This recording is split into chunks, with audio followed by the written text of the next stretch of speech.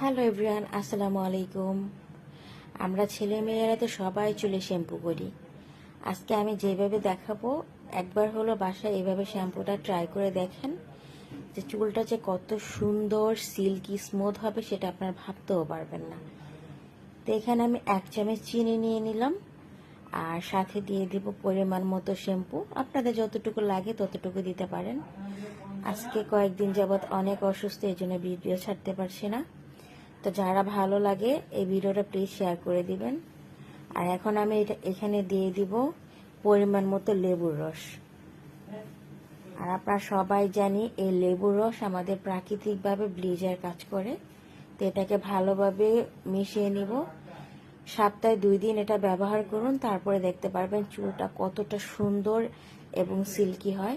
আর হ্যাঁ, এখন সাথে দিয়ে দিলাম পানি। এই তো আমার শ্যাম্পুটা তৈরি করা হয়ে গেল।